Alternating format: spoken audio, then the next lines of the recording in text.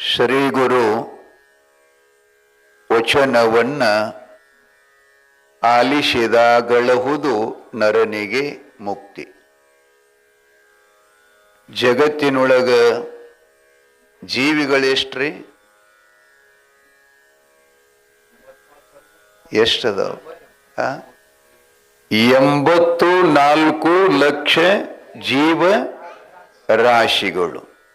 ಆ ಬಳಿಕ 84 ಲಕ್ಷ ಜೀವರಾಶಿಗಳನ್ನ ಕಡ್ಯಾಕ ಮಾಡಿ ಅವ್ರೇನಂದಾರಿ? ನರನಿಗೆ.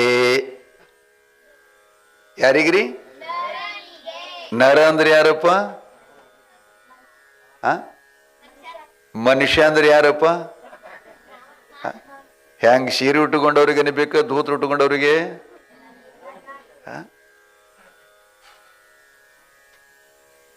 ನರನಿಗೆ.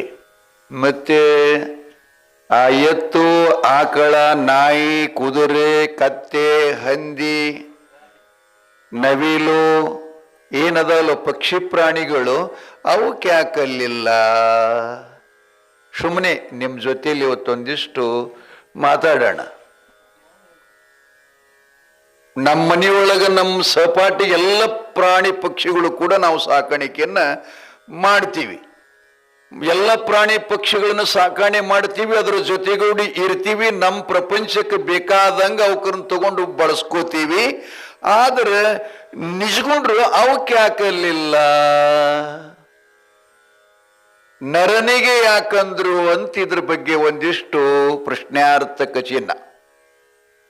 ಯಾಕಲ್ಲಿಲ್ಲ ಅಂತಂದ್ರೆ ಅವ್ರೇನ್ ಹೇಳ್ತಾರೆ, ಎಲ್ಲ ಜೀವಿಗಳಲ್ಲಿ ಅತ್ಯಂತ ಶ್ರೇಷ್ಠವಾದಂಥ ಜೀವಿ ಯಾವುದು ಅಂತಂದ್ರೆ ಮನುಷ್ಯ. ಈ ಮನುಷ್ಯನಿಗೆ ಯಾಕೆ ಶ್ರೇಷ್ಠ ಅನ್ಬೇಕಾಯಿತು ಅಂತಂದ್ರೆ ಇವನಲ್ಲಿ 3 ಅವಸ್ಥೆಗಳದಾವ. ವೇದಾಂತ ಪರಿಷತ್ತಿನೊಳಗ ಶಾಸ್ತ್ರ ನಿರ್ಮಾಣ ಕರ್ತೃಗಳು 3 ವಿಂಗಡ ಮಾಡಿದಾನ ಇದ್ರಾಗ. ಏನಪ್ಪ? ಯಾವ್ಯಾವ್ರಿ?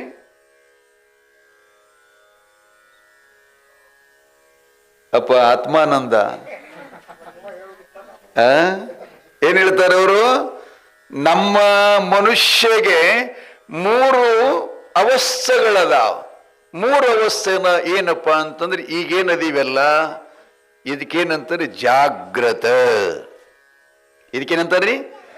ಜಾಗೃತ. ಜಾಗೃತ ಅಂದ್ರೆ ಏನು? ಎಚ್ಚರಿಕೆ ಅಂತ. ಇದಾದ ನಂತರ ಸ್ವಪ್ನ ಆಗುತ್ತದೆ. ಸ್ವಪ್ನ ಯಾವಾಗ ಆಗ್ತದ? ಜಾಗೃತದಿಂದ ಸುಸುಪ್ತಾವಸ್ಥೆಗೆ ಹೋಗುವ ಅಸಂಭವದಲ್ಲಿ. ಹೌದು. ಆ ಬಳಿಕ ಸುಸುಪ್ತಾವಸ್ಥೆಯೊಳಗಿಂದ ಜಾಗೃತ ಕಡೆ ಬರಾಗನು ಕನಸು ಬೀಳುತ್ತದ. ಬಹಳ ಜನ ಅಂತಿರ್ತಾರೆ, ನೋಡ್ಬೇಕ್ರಿ, ಹೊತ್ತು ಹೊಂಡಾಗನ ಒಂದು ಕನಸು ಬಿದ್ದಿತ್ತು. ಕೇಳ್ತಿರ್ಲಿಲ್ಲ, ಅನುಭವದ ಮಾತು ಹೇಳ್ತೀನಿ ನಾನು ನಿಮ್ಗೆ, ನನಗೂ ಆಗೋದು ಹೇಳ್ತಿರ್ತೇನೆ ನಾನು. ಆ ಬಳಿಕ ಈ ಜಾಗೃತ ಮತ್ತು ಸ್ವಪ್ನಗಳ ನಂತರ ಏನಪ್ಪಾ ಅಂತಂದ್ರೆ ಸುಸುಪ್ತ ಅಂದ್ರೆ ಏನು? ಈ 3 ಕಾಲಗಳಲ್ಲಿ ನಡೀತಕ್ಕಂಥ ವ್ಯವಹಾರವನ್ನ ಮರಳಿ ಹೇಳ್ತಾನಲ್ಲ, ವಾಪಸ್ ಹೇಳ್ತಾನಲ್ಲ. ಜಾಗೃತದಾಗಿದ್ದಿ, ಹ್ಯಾಂಗಿದ್ದೆಪ್ಪ, ಹೊಲಕ್ಕೆ ಹೋಗಿದ್ದೆ, ದನಗಳು ಇದ್ದಿದ್ದೆ, ಜೋಳ ಕೊಯ್ತಿದ್ದೆ, ಕಳ್ಳಿ ಕಿತ್ತಿದ್ದೆ, ಹತ್ತಿ ಬಿಡಿಸಿ ಹೇಳ್ತೀವಿ. ಇನ್ನು ಸ್ವಪ್ನದೊಳಗಾಗಿದ್ದ ವಿಷಯನೂ ಕೂಡ ಹೇಳ್ತೀವಿ. ಅದು ಯಾವಾಗ ಹೇಳ್ತೀವಿ? ಜಾಗೃತದೊಳಗೆ ಬಂದ ಬಳಿಕ. ಆ ಬಳಿಕ ನಿದ್ದಿ ಇವತ್ತು ಸರಿ ಆಗಲಿಲ್ಲ ಅಂತನೂ ಹೇಳ್ತೀವಿ, ಮಸ್ತ್ ನಿದ್ದೆ ಆಯ್ತಂದ್ರೂ ಕೂಡ ಹೇಳ್ತೀವಿ.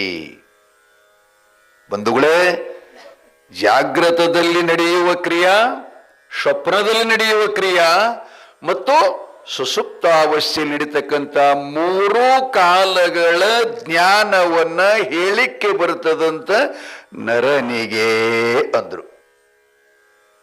ಆದ್ರ 84 ಲಕ್ಷ ಜೀವರಾಶಿಗಳಲ್ಲಿರ್ತಕ್ಕಂಥ ಪ್ರಾಣಿಗಳಿಗೆ ಇವು 3 ಕಾಲ ಜ್ಞಾನ ಇಲ್ಲ. ಪ್ರಾಣಿಗೇನದಪ್ಪ? ದನಕರ ಏನ್ ಮಾಡ್ತಾವ? ನಮ್ಮಂಗ ಅವನು ಉಣ್ತಾವ, ತಿಂತಾವ, ಆ ಬಳಿಕ ನಿದ್ರಾ ಮೈಥುನ ಮಾಡ್ತಾವ. ಆದ್ರೆ ಸ್ವಪ್ನ, ಜಾಗ್ರ ಮತ್ತು ಸುಷುಪ್ತ ಈ ಅವಸ್ಥೆಗಳ ಜ್ಞಾನ ಅವಕ್ಕೆ ಇರುವುದಿಲ್ಲ. ವಾಪಸ್ವಾಗಿ ಹೇಳಕ್ಕೆ ವಾಣಿ ಸಾಮರ್ಥ್ಯ ಇಲ್ಲ. ಹೌದಾ? ಆದ್ದರಿಂದ ಶಿವಯೋಗಿಗಳು ಏನ್ ಹೇಳ್ತಾರಪ್ಪ, ಆ ಬಳಿಕ ಇನ್ನು ದೇವರೊಬ್ಬದಲ್ಲ, ಮನುಷ್ಯ ಪ್ರಾಣಿ ದೇವರೊಬ್ಬರದಾನ. ಇನ್ನು ದೇವ್ರಿಗೆ ಎಷ್ಟು ಅವಸ್ಥಾವ ಅಂತ ಕೇಳಿದ್ರೆ ನಮ್ಮವ್ರು ಹೇಳ್ತಾರೆ ವೇದಾಂತಿಗಳು, ಅವನಿಗೆ ಜಾಗೃತ ಅಷ್ಟೇ ಅಂತ. ಅವ ಮನಗಾವಲ್ಲ, ಏಳಾವಲ್ಲ, ಸುಖ ಗೊತ್ತಿಲ್ಲ, ದುಃಖ ಗೊತ್ತಿಲ್ಲ. ಮೊದಲೆಲ್ಲ ಕತ್ತೀರಿ ನೋಡು, ಚಿದಾನಂದ ರೂಪ ಶಿವೋಂ ಶಿವೋಂ, ಬೇರೆ ಏನಿಲ್ಲ. ಅಚಲ ಚಲನ, ಆ ಚಲನ ಇಲ್ಲದ್ದು, ಅಳಗಾಡ್ಲಾರದು. ಯಾವುದು ಅಳಗಾಡುತ್ತದೆ ಅದಕ್ಕೆ ಪ್ರೇರಕವಾಗಿರತಕ್ಕಂಥದ್ದು, ಪೂರಕವಾಗಿರತಕ್ಕಂಥದ್ದು. ಅಂಥ ಜ್ಞಾನ ತಿಳ್ಕೊಳ್ಳುವಂಥ ಸಾಮರ್ಥ್ಯ ಈ ಮೂರು ವರ್ಗದಲ್ಲಿ ಎಲ್ಲಿಟ್ಟನಪ್ಪ ಅಂತಂದ್ರೆ ಮನುಷ್ಯ ಜನ್ಮದಲ್ಲಿ. ಎಲ್ಲಿಪ್ಪ? ಮನುಷ್ಯ ಜನ್ಮದಲ್ಲಿ.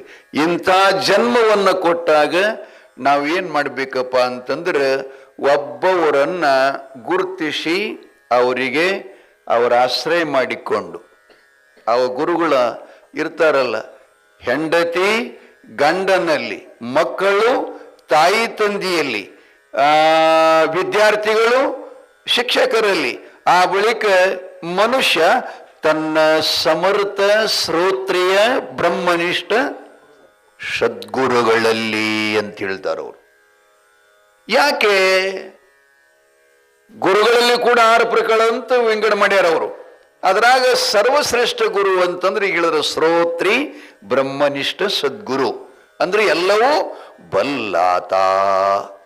ಕ್ಷಣ ಮಾತ್ರದಲ್ಲಿ ಜೀವಿಗಳ ಸಂಶಯವನ್ನ ನಿವಾರಣೆ ಮಾಡತಕ್ಕಂಥ ಸಾಮರ್ಥ್ಯ ಯಾರಲ್ಲಿ ಅದ ಅವನಿಗೆ ಶ್ರೀ ಗುರು ಅನ್ನಬೇಕಾಗ್ತದ. ಡ್ರೆಸ್ದಿಂದ ಅನ್ನಬಾರ್ದು, ಕಾವಿ ಹುಟ್ಟನಂತ ಅನ್ಬಾರ್ದು, ಬೆಳಗ್ ಹಾಕೊಂಡನಂತ ಅನ್ಬಾರ್ದು, ಗಡ್ಡ ಬಿಟ್ಟನಂತ ಅನ್ಬಾರ್ದು, ಎಲ್ಲ ಬಳಸ್ಕೊಂಡಂತ ಅನ್ಬಾರ್ದು. ಅವ ಇರುವಿಕೆಯಲ್ಲಿ ಹಂಗ ಯಾಕಿರುವಲ್ಲ.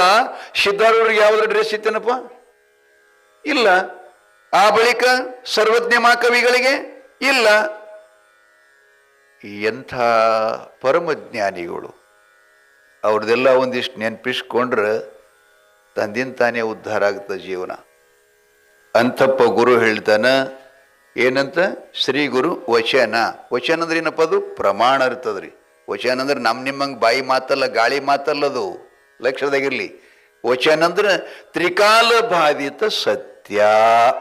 ಗಾಳಿಗೆ ಹಾರಲ್ಲ, ಬೆಂಕಿಗೆ ಸುಡಲ್ಲ, ನೀರಿಗೆ ತೊಯ್ಯಲ್ಲ, ಆ ಬಳಿಕ ಕೊಳತು ಹೋಗುವುದಲ್ಲ, ಕೆಟ್ಟು ಹೋಗುವುದಲ್ಲ, ಹಾರಿ ಹೋಗುವುದಲ್ಲ. ಅಂತಪ್ಪ ಸದ್ಗುರುವಿನ ವಚನವನ್ನ ನೀವೇನ್ ಮಾಡ್ಬೇಕಪ್ಪ ಅಂತ ಅವ್ರು ಹೇಳ್ತಾರೆ, ಆಲಿಸ್ಬೇಕು ಅಂತ ಹೇಳ್ತಾರೆ. ಈಗ ಹೇಳಿದ್ರು ಅವ್ರು, ಅನೇಕ ಉದಾಹರಣೆ ಕೊಟ್ಟರು. ತಮ್ಮ ನೀರು ತಗೊಂಡು ಬಾರಪ್ಪ ಅಂತ ತಂದೆ ಹೇಳಿದ, ಹ್ಞೂ ಅಂದ. ಆದ್ರೆ ತರ್ಲಿಲ್ಲವ ಅಂದ ಬಳಕ ಅವನಿಗೆ ತೃಪ್ತ ಆಯ್ತೇನೋ?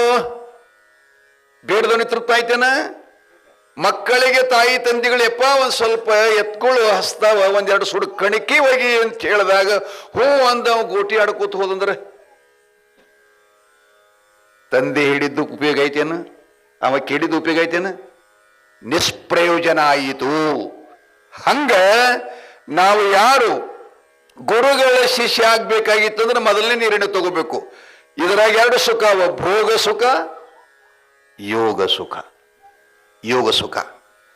ಇನ್ನ 99% ಜನ ಎಲ್ಲ ಭೋಗ ಸುಖದ ಬಯಕೆನೆ ಬಯಸುತ್ತಾರೆ. ಅದಕ್ಕೆ ಪರಮಾತ್ಮ ಹೇಳ್ತಾನ, ಮನುಷ್ಯನಾಮ ಸಸ್ರೇಷು. ಅರ್ಜುನ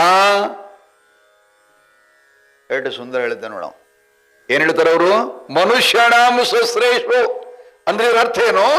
ಜ್ಞಾನ ಪಡಿಬೇಕು ಅನ್ನುವಂತ 1000 ಮನುಷ್ಯರೊಳಗ, ಸಾಮಾನ್ಯ ಮನುಷ್ಯರೊಳಗಲ್ಲದು, ಈ ವಿವೇಕದಿಂದ ಜ್ಞಾನವನ್ನು ಸಂಪಾದಿಸಬೇಕು, ಪಡಿಬೇಕು ಅಂತಕ್ಕಂಥ 1000 ಮನುಷ್ಯರೊಳಗ ಒಬ್ಬನಿಗೆ ಜ್ಞಾನ ಆಗ್ತದೆ. ಮನುಷ್ಯನಾಂ ಸಸ್ರೇಷು ಕಶ್ಚಿದ್ಯತಃ ಸಿದ್ಧಯೋ. ಸುಂದರ ಮಾತು, ಎಂಥ ವಚನಪ್ಪ ಅದು. ಹಂಗ ಮತ್ತೆ ಹೇಳ್ತಾನೆ ಪರಮಾತ್ಮ ಏನಂತ, ಅಂತಹ ಜ್ಞಾನ ಪಡೆದ ಏನಪ್ಪ, ಸಾವಿರ ಸಾವಿರ ಮನುಷ್ಯರಲ್ಲಿ ಜ್ಞಾನ ಪಡ್ಕೋಬೇಕಂತಕ್ಕಂಥ ವಿವೇಕಿಗಳೊಳಗ ಒಬ್ಬನಿಗೆ ಮಾತ್ರ ಜ್ಞಾನ ಆಗುತ್ತೆ. ಕಾರಣ ಏನಿದಕ್ಕಂತಂದ್ರೆ ಈಗ ಹೇಳಿದ್ರವರಲ್ಲ, ಈ ದೋಷಗಳನ್ನು ಕಳ್ಕೋಬೇಕಾಗ್ತದ. ಆವರಣ ವಿಕ್ಷೋಪ ಮಲದೋಷ ಕಾಯ ವಾಚ ಮನಷ, ಇವುಗಳನ್ನ ಎಲ್ಲಿ ತನಕ ನಾಶ ಮಾಡಿಕೊಳ್ಳೋದಿಲ್ಲ ಅಲ್ಲಿ ತನಕ ಈ ಜ್ಞಾನ ನಮ್ಗಾಗ್ಲಿಕ್ಕೆ ಸಾಧ್ಯನೇ ಇಲ್ಲ ಅಂತ ಹೇಳ್ತಾರವರು.